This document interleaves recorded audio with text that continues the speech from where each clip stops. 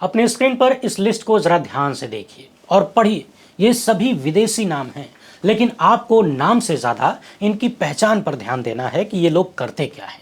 कोई संयुक्त राष्ट्र में विशेषज्ञ है, कोई कोलंबिया यूनिवर्सिटी में प्रोफेसर है, कोई नोबेल पुरस्कार विजेता है, कोई हार्वर्ड लॉ स्कूल में किसी संस्था का डायरेक्टर है, तो कोई अर्थशास्त्र में पूरी दुनिया भर में नाम कमाने वाला प्रोफेसर है।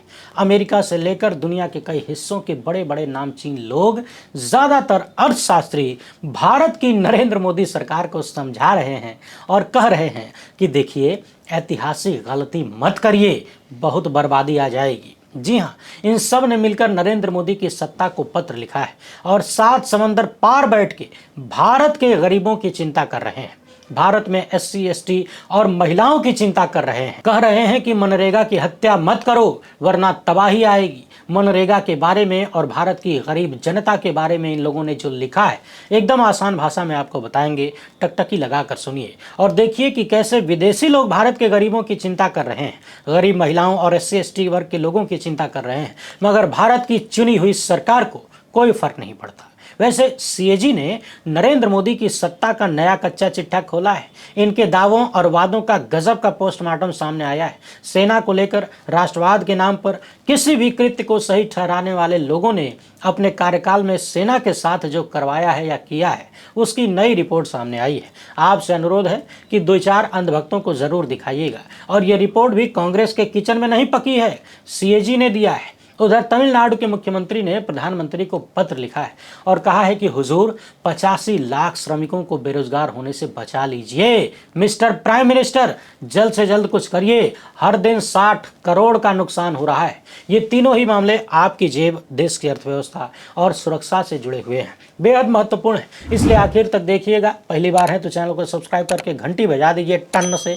हर एक वीडियो को लाइक और शेयर करना आपकी जिम्मेदारी है। इसके अलावा आपको मालूम है कि हम किसी धन्ना सेठ या राजनीतिक दल के दम पर नहीं चलते, तभी खुलकर आपके मुद्दों पर बात हो पाती है। हमारा काम पसंद आता हो तो इस QR कोड या फिर मोबाइल नंबर का प्रयोग करते हुए जो भी हो सके आर्थिक सहयोग भेजने का प्रयास जरूर करें। बहुत बहुत धन्यवाद। अब सबसे पहले वो कहानी देखते हैं जहां दुनिया भर के विशेषज्ञ मजबूर हुए हैं भारत सरकार को पत्र लिखने के लिए। वैसे तो सदन में मोदी सत्ता ने मनरेगा की हत्या कर दी है, समापन हो गया है, मगर हम सब की जिम्मेदारी है ये समझ लें, जान लें कि इसके नुकसान क्या क्या होंगे। वो अलग बात है कि सत्ता में बैठे लोगों को या तो नुकसान दिख नहीं रहा, या फिर वो देखना नहीं चाहते, या फिर शायद 5 किलो की जगह 10 किलो राशन बांटना चाहते हो, लोगों को और ज्यादा पराश्रित बनाना चाहते हो, या फिर निजी लोगों के यहाँ मजबूरी में मजदूर कम पैसे में काम करें, उनका शोषण और ज्यादा हो सके, ऐसे ही कुछ प्लानिंग हो रही हो। गांव में हमने भी सुना है, ऊंची बिरादरी में चर्चा होती है कि जब से मनरेगा आया है ना, मजदूर मिलने मुश्किल हो गए हैं, सब भाव मारने लगे हैं, सबका भाव बढ़ गया है। हो सकता है वही भाव उतारने की प्लानिंग हो। मनरेगा के तहत देश के गरीबों को, मजदूरों को किस तरह से काम का अधिकार मिला था और अब कैसे ये सरकारी कृपा बनकर रह गई है, क्या क्या झोल है। अगर नहीं देखे हैं तो ये वाला वीडियो जरूर देखिएगा। इसमें हमने विस्तार से पूरी कहानी बताया है, एकदम आसान भाषा में, देसी भाषा में सब समझ में आ जाएगा। कमेंट बॉक्स में और डिस्क्रिप्शन में इसका लिंक है, जरूर देखिए। इधर दुनिया भर के जाने माने आर्थिक विशेषज्ञों ने नरेंद्र मोदी सरकार को एक ओपन लेटर लिखा है और कहा है कि मनरेगा का हम सब समर्थन करते हैं। ये दुनिया का सबसे बड़ा अधिकार आधारित सार्वजनिक रोजगार कार्यक्रम है, यानी ये लोगों को काम का अधिकार देता है, खाली काम नहीं देता, अधिकार के तहत काम देता है। और उसे ही भारत सरकार अब निरस्त कर रही है, और वो इसलिए क्योंकि एक नई योजना लगाई जा सके। पहले भी कई विशेषज्ञों ने कहा है कि नया विधेयक काम के मूल अधिकार को बदल देगा और इसे केंद्र सरकार के फैसलों पर अत्यधिक निर्धारित योजना में बदल देगा, यानी केंद्र सरकार के हाथों की कठपुतली समझ लीजिए, क्योंकि नए कानून के तहत प्रशासन और भुगतान संबंधी बहुत सारी चीजें राज्यों के कपार पर ठेल दी गई हैं। इस पत्र में मनरेगा को निरस्त करने के कदम को संरचनात्मक तोड़फोड़ कहा गया है, साथ ही साथ इसकी तुलना ऐतिहासिक गलती से की गई। ऐतिहासिक गलती यानी मोदी सरकार ने ऐतिहासिक गलती किया है। इस पत्र में इन लोगों ने लिखा है कि हम सभी लोग जो कि अर्थशास्त्र के विद्वान हैं, नीति निर्माता हैं, कोई वकील है, कोई नागरिक कार्यकर्ता है, सब के सब भारत के मित्र हैं। इसलिए जब मनरेगा को समाप्त किया जा रहा है तो हमें बहुत चिंता है और हम भारत सरकार से यह आग्रह करते हैं कि इस कानून पर फिर से विचार करें। यानी जो महात्मा गांधी राष्ट्रीय ग्रामीण रोजगार गारंटी अधिनियम था, जो कि रोजगार की मांग आधारित कानूनी अधिकार लोगों को देता था, यही मांग आधारित कानूनी अधिकार मनरेगा की सबसे महत्वपूर्ण चीज है जो अब समाप्त कर दी गई। यानी दुनिया भर के अर्थशास्त्री भारत सरकार से कह रहे हैं कि मनरेगा पर पुनः विचार करिए। साथ ही साथ उन्होंने ये भी कहा है कि मनरेगा राजनीतिक सीमाओं से परे है। इसका मूल सिद्धांत है देश के गरीबों को रोजगार की गारंटी देना, आर्थिक गरिमा को एक मौलिक अधिकार के रूप में स्थापित करना। यानी भारत भूमि में यदि आप जन्मे हैं, कुछ नहीं कर सकते, तो कम से कम सरकार आपको 100 दिन के रोजगार की गारंटी दे रही थी। इस पत्र में लिखा गया है कि नियमित रूप से हर साल लगभग 5 करोड़ परिवारों को रोजगार मिलता है, 5 करोड़, और 2 अरब व्यक्ति दिवस से अधिक रोजगार का सृजन होता है, जिससे बहुत बदलाव देखने को मिला ग्रामीण क्षेत्र में। महत्वपूर्ण बात यह है कि इस योजना में आधे से अधिक श्रमिक महिलाएं हैं और लगभग 40% अनुसूचित जाति अनुसूचित जनजाति से। इस अधिनियम के शुरुआती वर्षों में ग्रामीण मजदूरी में अभूतपूर्व वृद्धि हुई। यानी जब ये शुरू हुआ उसके बाद लोगों की मजदूरी बढ़ गई, यानी गरीब से गरीब लोगों के जीवन में बदलाव आया। अब आप दर्शक जरा सोचिए कि हर साल लगभग 5 करोड़ परिवारों को काम मिल रहा है, इनमें आधे से अधिक महिलाएं हैं और लगभग 40% SC/ST काम करते हैं। तो इस मनरेगा को खत्म करने से नुकसान किसका होगा? गांव की महिलाओं का और खासकर SC/ST वर्ग के लोगों का। अब समस्या ये है कि महिलाएं दूर दराज काम करने नहीं जा सकती। गांव की महिलाएं तो और भी नहीं जा सकती। ये महिलाएं सुबह सुबह घर का काम निपटा के मनरेगा में जाके काम कर लेती थी, फिर शाम तक घर वापस आ जाती थी, सब कुछ चल रहा था। मगर अब समस्याएं होंगी। उनके लिए ये मनरेगा बहुत महत्वपूर्ण सुविधा बन चुका था। मनरेगा जहाँ 100 दिन के रोजगार की गारंटी थी, अब 100 दिन की बजाय 125 दिन तो लिख दिया गया कागज में, लेकिन गारंटी नहीं है। और सवाल ये है कि जब 100 दिन की गारंटी थी तब तो 100 दिन मिल नहीं रहा था, 43 दिन ही एवरेज मिल रहा था और 93% लोगों को 100 दिन की गारंटी वाला रोजगार नहीं मिल पाया। तो जब 100 दिन नहीं दे पाए तो 125 कहां से दोगे? और समझने वाली बात यह है कि एक तो गारंटी खत्म और जो थोड़ी बहुत गारंटी है वो भी राज्य सरकार के सर पे है। और शास्त्रियों ने लिखा है कि लंबे समय से अपर्याप्त धन के कारण और भुगतान में देरी के कारण भले ही इसमें समस्याएं पैदा हुई हों, लेकिन अब जब मोदी सरकार ने इस योजना को राज्यों के कंधे पर डाल दिया है और भरपूर पैसा नहीं देगी तो योजना और ज्यादा खतरे में आएगी। राज्यों के पास केंद्र सरकार की तुलना में वित्तीय क्षमता यानी पैसा कम होता है। नई व्यवस्था बेहद भयावह दुविधा पैदा करेगी। रोजगार देने की जिम्मेदारी राज्यों पर आ जाएगी। साथ ही साथ केंद्र सरकार ने वित्त पोषण वापस ले लिया है। पहले राज्यों द्वारा केवल 25% सामग्री लागत का योगदान करना होता था, अब उन्हें कुल लागत का 40% से लेकर 100% तक वहन करना होगा, जिससे गरीब राज्य इस परियोजना को कम मंजूरी देंगे और सीधे तौर पर लोगों को रोजगार मिलना कम हो जाएगा। इन्होंने साफ साफ लिखा है कि यह सिस्टमेटिक तोड़फोड़ हो रही है। एक अच्छे खासे कानून में एक योजना को मनमाने ढंग से निलंबित किया जा रहा है और गारंटी को खराब किया जा रहा है। इन लोगों ने पश्चिम बंगाल का उदाहरण भी दिया है कि कैसे पिछले 3 साल से पश्चिम बंगाल में बिना किसी स्पष्टीकरण के पैसा देना केंद्र सरकार ने यानी मोदी सत्ता ने बंद कर दिया, राजनीतिक विद्वेष के कारण। यानी पश्चिम बंगाल में विपक्ष की सरकार है तो उससे बदला लेने के लिए वहां की जनता को निशाना बनाया गया, यानी जनता से बदला लिया गया और इसके लिए मनरेगा का पैसा देना बंद कर दिया। अब देश के हर एक राज्य में जहां भी विपक्षी पार्टी की सरकार होगी उनके साथ यही राजनीतिक खेल खेला जाएगा।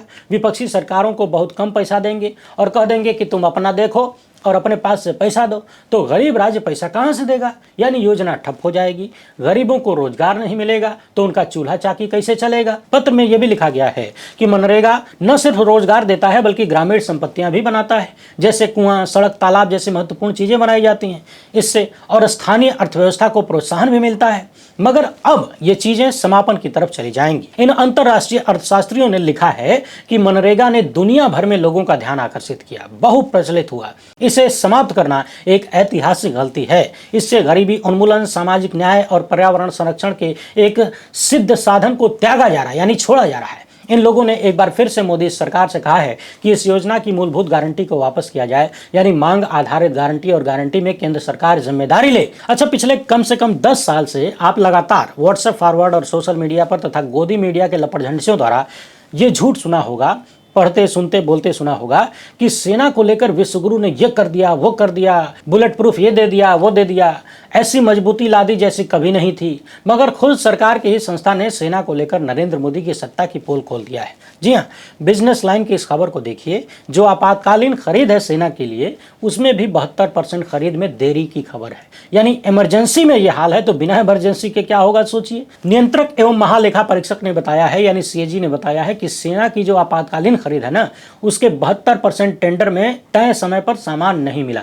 जबकि नियम है कि जो भी इमरजेंसी खरीद होती है वो 1 साल के भीतर पूरी होनी चाहिए, लेकिन नियम गया तेल लेने। आप सोचिए ये कितना बड़ा फेलियर है। जब गलवान घाटी वाली घटना हुई, इसके बाद तेजी से खरीदी हो पाए, इसके लिए नियमों में कई तरह की छूट दी गई ताकि नियमों में उलझ के देरी ना हो। मगर ये रिपोर्ट बता रही है कि छूट से भी आगे जाकर कुछ ऐसी चीजें हुई हैं जो नहीं होनी चाहिए थी, यानी गलत हुआ है, गड़बड़ी पाई गई है। सीएजी ने सिफारिश किया है कि ऐसी अनियमितताओं को सिर्फ सेना मुख्यालय ही नियमित करे, नीचे के स्तर पर न हो। ये रिपोर्ट ये भी बता रही है कि मौजूदा वित्त वर्ष में EP6 के तहत रक्षा मंत्रालय ने लगभग 40,000 करोड़ आवंटित किए, जिसका उद्देश्य था कि ऑपरेशन सिंदूर के बाद हथियार, गोला बारूद और पुर्जों की कमी दूर कर ली जाए। मगर फिर भी समय पर आपूर्ति नहीं हो पाई। ऑपरेशन सिंदूर के पहले पहलगाम की घटना हुई, इतना बड़ा मामला हुआ, इसके बाद गोला बारूद और कलपुर्जों की कमी दूर करने के लिए बजट दिया गया, मगर वो भी आपूर्ति नहीं हो पाई।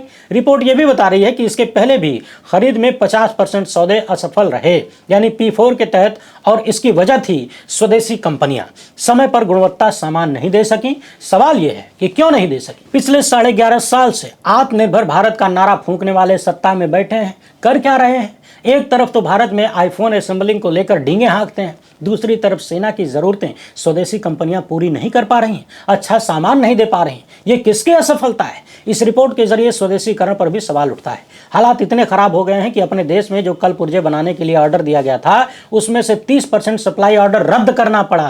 भैया तुमसे ना हो पाएगा, छोड़ दो, हम कहीं और से देख लेंगे, क्योंकि कंपनियों की तकनीकी क्षमता कम है, जरूरी सामान मिल नहीं पाता और सर्विसेज ठीक नहीं है। पैसा खूब खर्चा हो रहा है, नतीजा निकल नहीं रहा है, नील बटे सन्नाटा है। स्वदेशीकरण के नाम पर पिछले 5 साल में 24 करोड़ से भी ज्यादा रुपया खर्च हो गया, लेकिन बड़ी संख्या में प्रोजेक्ट रद्द कर दिए गए। और इतना ही नहीं, सेना में सामान की ही कमी और उसकी आपूर्ति की समस्या नहीं है, सैनिकों और अधिकारियों की भी कमी हो रही है। एनसीसी और सैनिक स्कूल में भर्ती में कमी हो गई, यानी एनसीसी कैडेट्स और सैनिक स्कूल छात्रों से सेना में भर्ती का जो लक्ष्य था वो कम हो गया। खासकर पूर्वोत्तर और पूर्वी क्षेत्र से स्थिति ज्यादा खराब है। पिछले 5 साल में एनसीसी और सैनिक स्कूलों पर 10,000 करोड़ रुपए से भी ज्यादा खर्च हुआ। इसके बाद भी भर्ती और रिजल्ट उम्मीद के मुताबिक नहीं रहे। यानी ये एक रिपोर्ट बीजेपी आरएसएस के पूरे सिस्टम की पोल खोल रहा है। पहले तो ये कि ये लोग सेना को लेकर कितने चिंतित हैं, कितने एक्टिव हैं, सेना की जरूरतों पर कितना काम हो रहा है। दूसरा ये कि किस तरीके से आत्मनिर्भर भारत पूरी तरह से फेल होता हुआ दिख रहा है। और जब सेना के मामले में फेल है तो बाकी जगहों पर क्या हाल होगा। और तो और सैनिक स्कूल तथा एनसीसी कैडेट से भी उम्मीद के मुताबिक भर्ती नहीं हो पा रही। इन सब के लिए जिम्मेदार कौन है? गलती से भी रक्षा मंत्री को याद मत करिएगा। हुजूर को झूठ बोलने से फुर्सत मिलेगी तब तो इन चीजों को देखेंगे। इन दिनों लगातार जहां भी जाते हैं कोशिश करते हैं कुछ न कुछ झूठ बोल दें। और तो और जो रक्षा मंत्री बड़ी बेशर्मी के साथ भरी संसद में कह सकते हैं कि ऑपरेशन सिंदूर के दौरान किसी भी सैनिक का नुकसान नहीं हुआ, यानी कोई सैनिक शहीद नहीं हुआ, जो व्यक्ति इतना बड़ा झूठ बोल सकता है, अपने सैनिकों की शहादत को नकार सकता है, उनसे आप उम्मीद भी क्या करेंगे? देश के रक्षा मंत्री आए दिन यहाँ वहाँ कार्यक्रम में बिजी होते हैं, उनके पास फुर्सतें नहीं होगी कि अपना असली काम कर पाए, हिसाब किताब ले पाए, क्या हो रहा है क्या नहीं हो रहा है। पूरा समय खाली बीजेपी का काम करते हैं, आरएसएस का काम करते होंगे, सरकार का काम न जाने कब करते हैं। करते भी हैं कि छोड़ दिया अधिकारियों के भरोसे।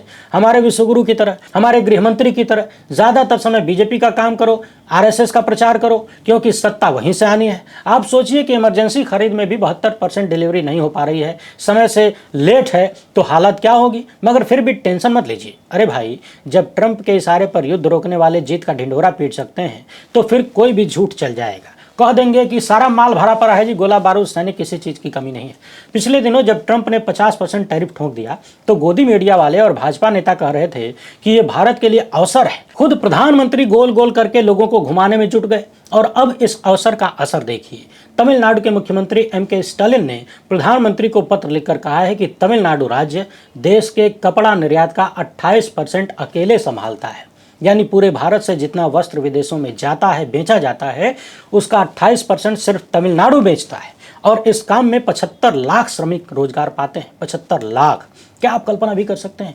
इतना बड़ा भारत और उसका 1/3 लगभग सिर्फ एक राज्य से निर्यात हो रहा है। 75 लाख श्रमिक काम कर रहे हैं। इसी के साथ साथ चमड़ा और जूते के निर्यात में भी 10 लाख से अधिक लोग तमिलनाडु में काम करते हैं और इस क्षेत्र में पूरे भारत के निर्यात का 40% हिस्सा तमिलनाडु अकेले संभालता है। सोचिए तमिलनाडु का कितना बड़ा योगदान है। और जब इन व्यापारियों पर, इनकी सप्लाई पर यानी इनके निर्यात पर संकट आया है तो तमिलनाडु की सरकार से लेकर जनता का भी बजट बिगड़ गया है। तमिलनाडु के मुख्यमंत्री का कहना है कि लाखों नौकरियां खतरे में हैं। ट्रंप के टैरिफ के दूरगामी परिणाम होंगे। कई क्षेत्र में पहले से ही छंटनी चल रही है और वेतन न बढ़ने की स्थिति बनी हुई है। लोगों की हालत खराब है और इससे भी बुरी बात यह है कि अंतर्राष्ट्रीय खरीदार तेजी से अपना ऑर्डर वियतनाम, बांग्लादेश और कंबोडिया जैसे भारत के कंपटीटर देशों की तरफ मोड़ रहे हैं। इन देशों को अमेरिका की तरफ से छूट का लाभ मिल रहा है हमारी तुलना में।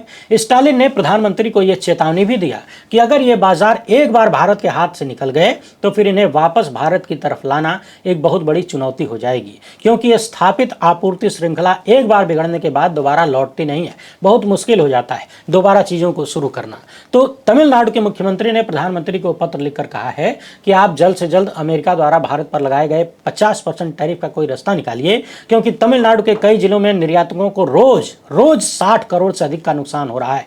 ये गतिरोध केवल एक आर्थिक झटका नहीं है, बल्कि टैरिफ के कारण अपूरणीय नुकसान की वजह से गंभीर मानवीय चुनौती भी सामने आ रही है। यहाँ एक और चौंकाने वाला आंकड़ा इन्होंने दिया है कि भारत की नेटवेयर राजधानी तिरुप्पुर में निर्यातकों के 15,000 करोड़ के फाइनल ऑर्डर रद्द होने की चौंकाने वाली खबर आई है। आप सोचिए कि 15,000 करोड़ का ऑर्डर जो फाइनल था वो रद्द किया जा रहा है। साथ ही साथ अभी इन इकाइयों में उत्पादन में 30% तक की कटौती भी हो रही है। यह सब कुछ बेहद चिंताजनक है। इसलिए प्रधानमंत्री ट्रंप के इस टैरिफ का कुछ समाधान निकालिए, वरना बहुत भयावह स्थिति आने वाली है। 85 लाख लोगों के बेरोजगार होने का संकट है। वैसे मुझे लगता है कि तमिलनाडु के मुख्यमंत्री को गोदी मीडिया वालों से संपर्क करना चाहिए और उनसे पूछना चाहिए कि इस आपदा में अवसर कैसे निकालें।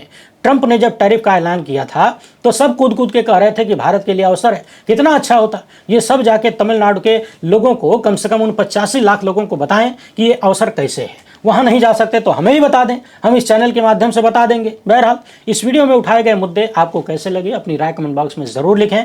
पहली बार है तो चैनल को सब्सक्राइब कर लीजिए। हमसे जुड़ने के लिए बहुत बहुत धन्यवाद। चाहें